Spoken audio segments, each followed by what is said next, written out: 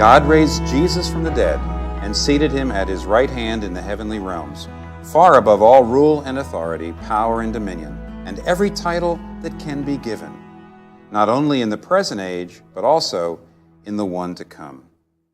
These verses from Ephesians chapter 1 describe Christ as having been given dominion over both the present age and the age to come. Now that is a very startling statement.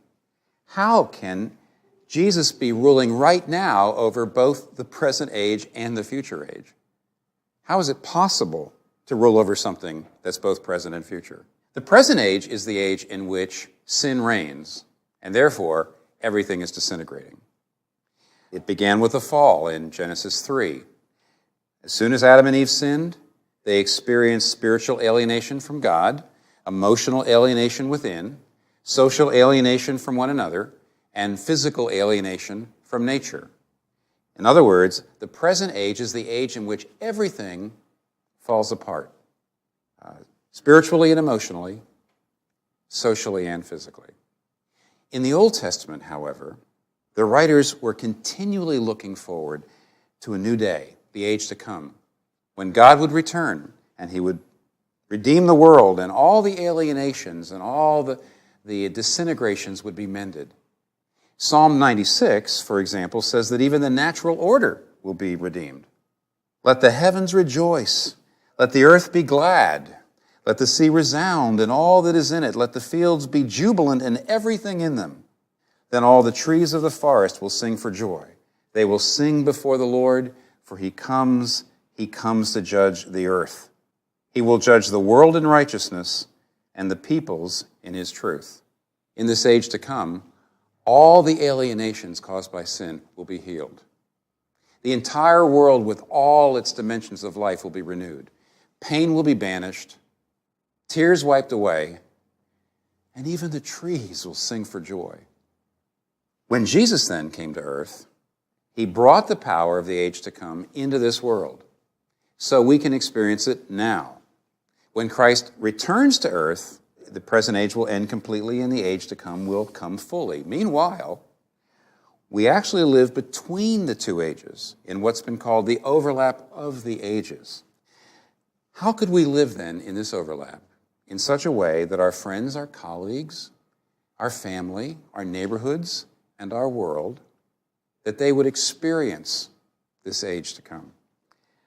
How could they come to experience an age which Psalm 96 says will have such new life and power that no disease or decay, no poverty, blemish, or pain will be able to survive? How can we do that for them? In Matthew chapter 5, verse 14, Jesus says, we are to be a city on a hill. Now, what does it mean for Christians to be a city that the world can see? That's what it means to say on a hill. What he means is breathtaking. It means we are to be an alternate city where our lives shine forth to show the world the glories of the heavenly city. One day, God is going to unite and heal all things under the lordship of Christ, and currently the church is to model at least partially what that age to come under Jesus Christ will look like. That's what it means to be an alternate city, a city on a hill. So what does that alternate city look like? First, an alternate city is gospel speaking. Sometimes we hide how important Jesus is to us. We just don't talk about him. We talk about many things that are important to us, but we don't naturally talk about Jesus. But to be a city on a hill, we have to find ways to present the gospel to our friends, to the people in our neighborhoods and workplaces. How will we do that? What will the themes be? What will the supportive arguments be? 1 Peter chapter 3, verse 15 says, always be prepared to give an answer to everyone who asks you to give the reason for the hope that you have. But do this with gentleness and respect.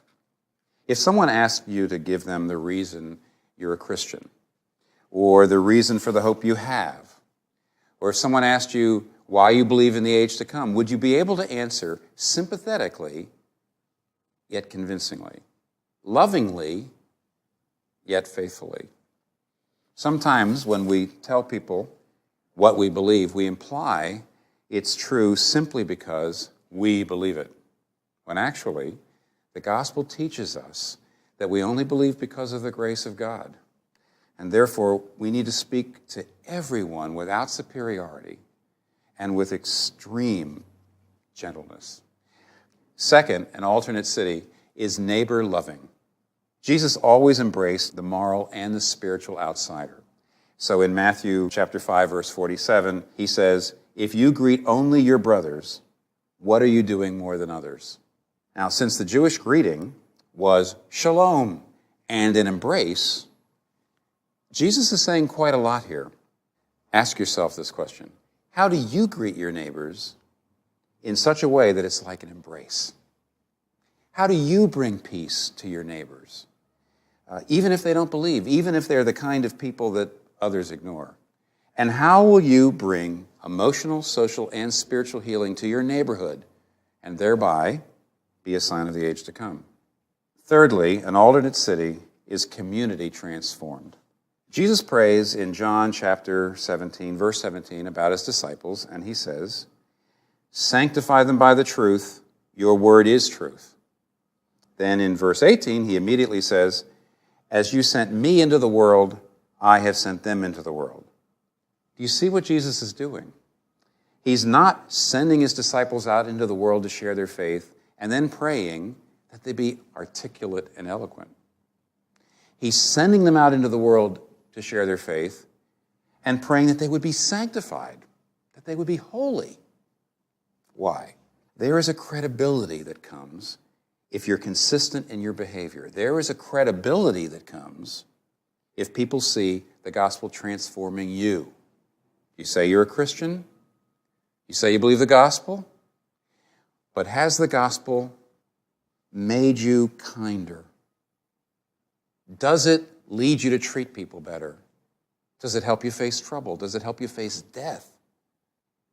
What is your life saying to others about what you believe? If you're not living a very attractive life because you're living an inconsistent life, because you're a grumpy person, or because you're an unbelievably frightened person, or because you're an extremely undisciplined person, what does that say to others about what you believe? But we're not only to be witnesses, quote unquote, by our individual lives, but through our communal lives together. How are we living our lives together as Christians? Paul in Romans chapter 12, verses 1 and 2 says this, and I want to paraphrase it. He says, "Offer your collective bodies as a single living sacrifice, holy and pleasing to God." See, he's saying present your bodies, plural, to be a sacrifice, singular. He's saying we're to take our lives, plural, and unite them into a single sacrifice. And then he concludes, "Do not conform any longer to the pattern of this world, but be transformed by the renewing of your mind." This means our community is to demonstrate an alternative to the world's way of living. The gospel should affect and modify and revise and change everything about us so that when we get together as a community, we're supposed to be constantly rethinking the implications of the gospel on every single aspect of our lives. So do we as a community stand out from the world around us? Is every part of our communal life transformed by the gospel? For example, in the world, women tend to be attracted to men with good incomes, and men tend to be attracted to women with good looks. Is the Christian community behaving in exactly the same way? Or have we been transformed by the gospel? Another example, power relationships. In the world, the wealthy and the prominent call all the shots. Is it the same in the church, or have we been transformed by the gospel? Do the power relationships inside the church just reflect what you see in the surrounding world? You see the city on a hill. When Jesus speaks about that, he's talking about a way to model an alternate kind of human society, an alternate way to do virtually everything: business, sexuality, race relations, art, conflict resolution, everything. So, if we want to really help people get a glimpse of the age to come, we need gospel speaking neighbor-loving, community-transformed communities everywhere, in every neighborhood, nook and cranny. And that's the reason, by the way, why church planting, which is the planting of new communities, is so important. Could you encourage your church in planting new congregations? Could you be part of a new church financially and personally? Here's the bottom line. Jesus' command to be witnesses is a communal command. When he says, be a city, that is not something that an individual Christian can do on his or her own. You might be obedient to Jesus as an individual, but the question is, are we being communally disobedient? So in our time between the present age and the age to come, we need to build an alternate city together.